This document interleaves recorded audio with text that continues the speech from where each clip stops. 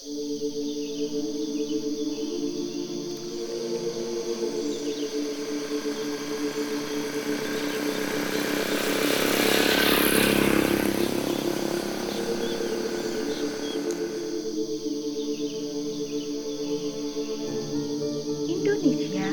merupakan negara yang dikaruniai kekayaan alam, hamparan lahan yang luas dengan kekayaan hayati yang melimpah, serta iklim tropis pada garis khatulistiwa yang mendukung pertanian.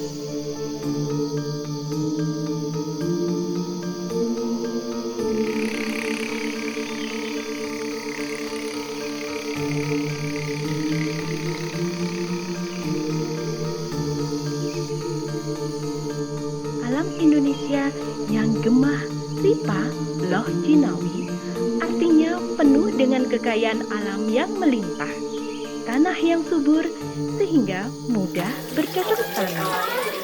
Pendopo Kembang Kopi itu sebenarnya suatu wadah, jadi wadah untuk belajar bagaimana berkegiatan di masyarakat, bagaimana pengembangan di masyarakat. Nah, dan Pendopo Kembang Kopi sebenarnya ini kebanyakan orang salah dalam hal penulisan. Jadi Pendopo Kembang kopinya itu digabung, karena itu nama tempat. Digabung. Jadi kan kalau kembang kopi yang dipisah itu bunganya kopi. Jadi kalau digabung itu namanya artinya adalah satu tempat yang namanya Pendopo Kembang Kopi. Kalau untuk artinya sendiri, kenapa Pendopo Kembang Kopi? Masih pernah nyium bunga kopi?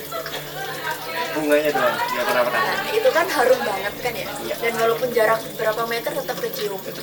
Nah, harapannya adalah Pendopo Kembang Kopi ini juga memiliki dampak yang seperti itu, seperti bunga kopi. Jadi walaupun nggak memiliki dampak yang nggak cuma di tempatnya, tapi juga di sekitarnya, memiliki perubahan yang positif, memiliki dampak yang positif juga. Sebuah program dari DIAL, Drive Innovative and Alternative Livelihood, hadir ke dalam masyarakat.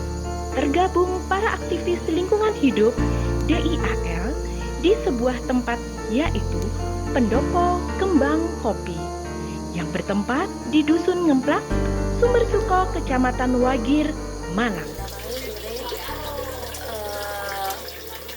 Awalnya sih dari pemilik itu namanya Pak Pitra Widyadi.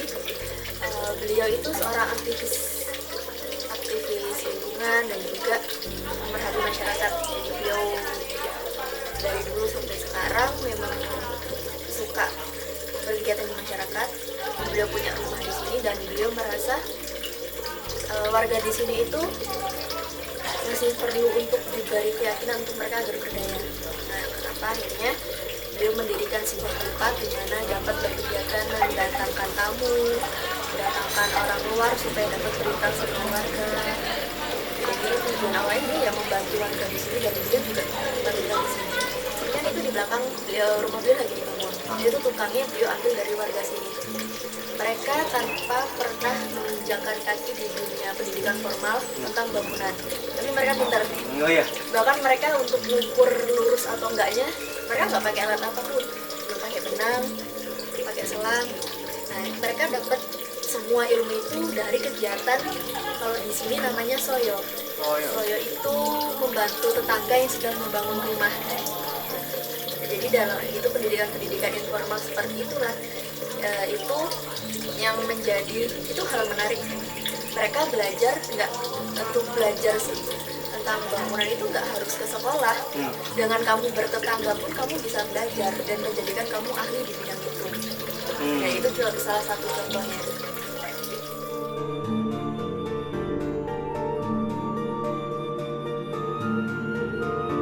Harapannya adalah lebih ke bangga dengan diri mereka itu.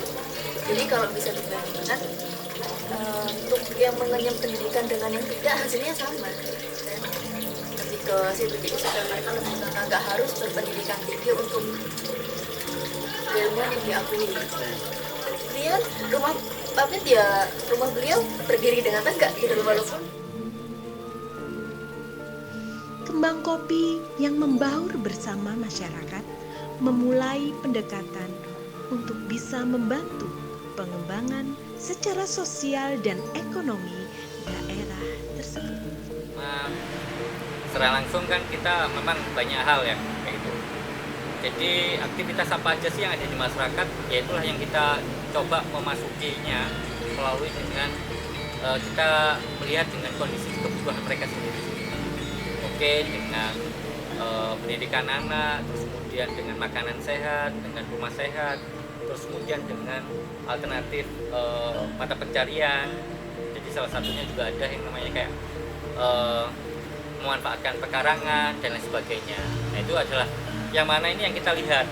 Jadi yang dibutuhkan oleh mereka, dibutuhkan oleh warga itu yang baru kita menjadikan pintu masuk untuk bagaimana di pemberdayaan masyarakat itu dijalankan dengan program yang kita punyai kayak gitu.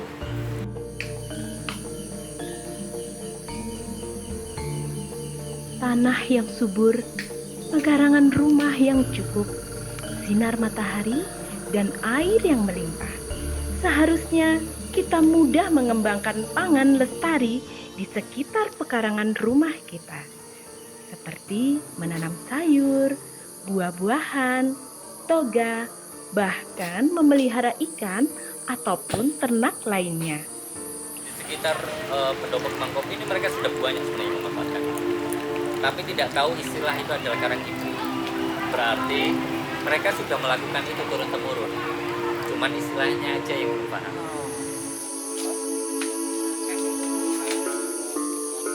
Karang kidri selain menghiasi pekarangan, namun memiliki manfaat untuk kebutuhan pangan sehari-hari. Biasanya kita bisa menanam tanaman pangan dan tanaman toga.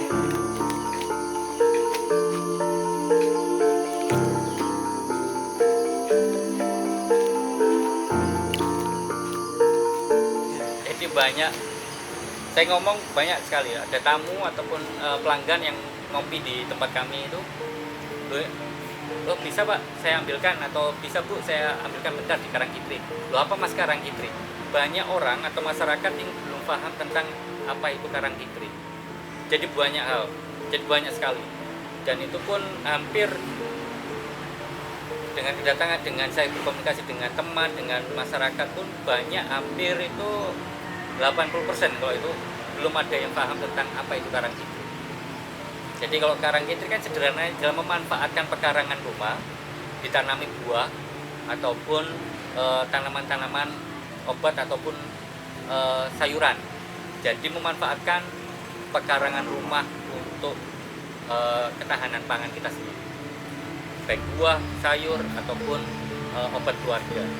Jadi itu memanfaatkan itu. Dan bagaimana caranya? Sangat mudah, yang penting kita menanam. Jadi itu karena apa? Ya kita harus paham tentang kalau diribetkan atau dirumitkan itu kita harus paham tentang tanah ini kaya apa miskin dari unsur hara, sinar mataharinya banyak apa enggak, elevasi atau dataran di ketinggian berapa dari permukaan laut.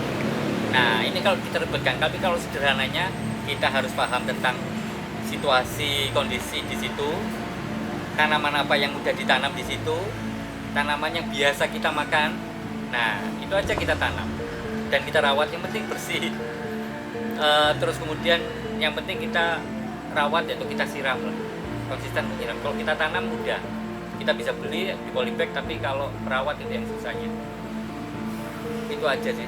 Kalau pupuk, ya pupuk kandang ataupun pupuk sisa makanan ataupun sayur-sayuran kita komposkan, sisa yang belum kita masak itu kan bisa kita komposkan atau kita hancurkan.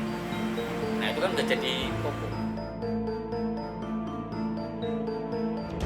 Mas Agus, panggilan sehari-hari selaku salah satu aktivis sekaligus pengembang karang kidri di Pendopo Kembang Kopi yang telah meneliti di Candi Jawi.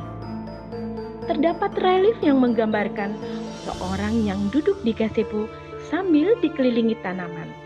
Dari gambaran relief tersebut membuktikan bahwa karang kidri sebenarnya telah diaplikasikan masyarakat sejak zaman dahulu.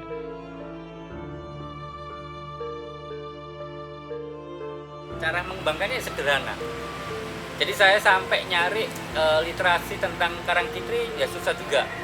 Tetapi saya pernah lihat, saya suka karena suka di candi-candi itu melihat relief gitu ya. Saya pernah lihat itu di Candi Jawi, itu di relief itu ada tentang ada orang duduk di gazebo dan di situ ada tanaman-tanaman di sekeliling. Berarti zaman dulu itu udah banyak yang nama tanaman. Nah, tanaman itu pasti ditanam di situ. Nah, inilah yang saya coba. Ada kelapa, ada itu di sekitar rumah. Berarti tanaman-tanaman buah ataupun tanaman pangan pasti akan ada di dekat bangunan-bangunan. Itu ada di Candi Jawi di Terawas. Di Prigen, di atasnya Pandaan. Itu bisa kamu lihat di situ. Nah, itulah yang saya bilang, berarti sejak zaman dulu di Pulau Jawa ini sebenarnya Karangkitri udah punya atau sistem memanfaatkan pekarangan untuk tanaman-tanaman pangan ataupun obat. Itu pasti sudah ada kalau ada relief itu. Jadi saya nyari itu. Terus kemudian saya cari lagi Karangkitri, ternyata ada masuk juga, yaitu di program 10 PKK. Ya, program 10 PKK. Itu tentang pangan. Nah, sebenarnya sudah sejak dulu pemerintahan kita sudah memikirkan itu juga. Mulai tahun 72-an itu di 10 program PKK inilah yang dicetuskan, yaitu dari istri dari Gubernur Jawa Tengah dulu tahun 72-an. Bisa kamu googling. Nah, ini yang ternyata di situ ada, yaitu di nomor ketiga itu ada yang namanya pangan. Berarti karena dengan busung lapar, dengan keprihatinan itu waktu itu, maka dengan 10 program PKK inilah yang menyentuh langsung pada akar rumput di masyarakat atau istilahnya paling bawah, yaitu di masyarakat secara nyata. Yaitu ada program-program itu. Sebenarnya program dulu itu udah bagus sekali. Tapi dengan saat ini sebenarnya banyak kok tanaman-tanaman sistem memanfaatkan pekarangan ini banyak. Cuman dengan label tulisan bahasa Inggris. Dan itu banyak, dan itu ternyata diminati oleh anak-anak muda. Padahal kita sejarah itu kita udah punya yang namanya Karangkitri. Nah, kalau di itu tahun 75-an lah. Jadi sebelum ada 10 program PKK kan berarti sudah ada kan. Nah, oleh Australia itu ada namanya permaculture. Jadi permaculture ini sebenarnya hampir sama dengan Karangkitri. Tapi kita memang saya nyampe saat ini nyari, saya pengen bagaimana di Pendopo Kembang Kopi ini bisa menjadi contoh dan jadi rujukan juga untuk bagaimana mengembangkan Karangkitri yang lebih mudah dijalankan di struktur paling bawah, yaitu di keluarga. Jadi ketahanan pangan, ya yuk kita kembali ke kearifan lokal kita dulu, yaitu Karangkitri. Kayak gitu sih.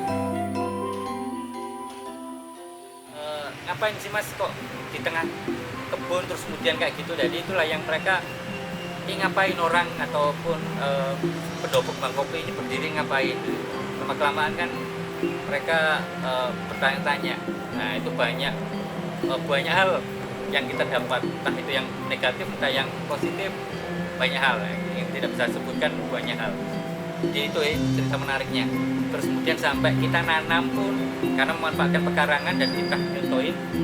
Jadi salah satu filosofi Jawa juga kita pakai, yaitu dengan Karangkitri yang memanfaatkan pekarangan di sekitar pendopo itu untuk ketahanan pangan kita sendiri. Nah, itu pun banyak yang dicemooh kayak gitu ya.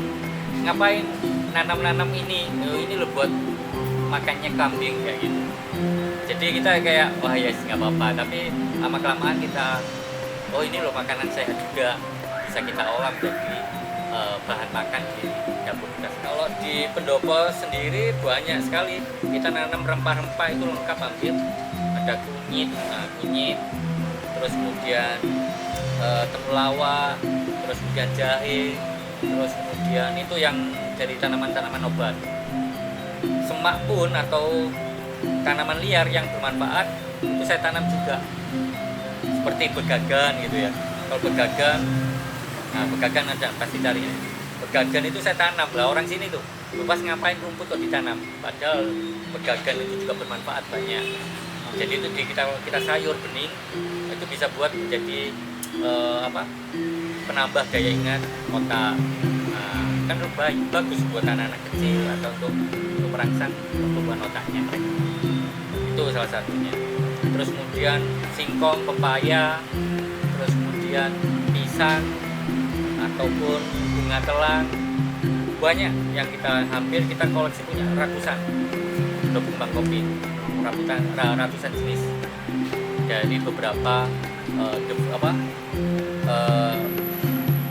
jenis, jadi jenis obat, jenis tanaman yang buat pangan, karbo ya kayak pisang, terus kemudian kayak ketela pohon, ketela rambat, itu kita tanam di sekitar beluntas, cipluan kita tanam juga, kayak gitu. Itu semuanya ada di Pendopo. Nah ini yang menjadikan demo plot ya, istilahnya contoh buat masyarakat pas waktu mereka datang ke sini. Nah itu yang kita jelaskan, ini yang itu loh mas, sayur makan dari ini semuanya gitu. Jadi COVID tidak ada dampak bagi kami karena pangan sudah tersedia.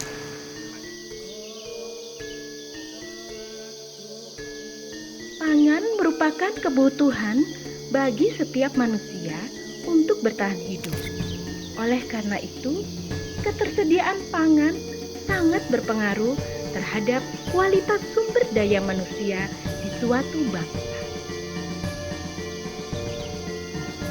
Budaya Karangkitri harus kita lestarikan agar sumber pangan kita tetap terjaga dari lingkungan rumah kita sendiri.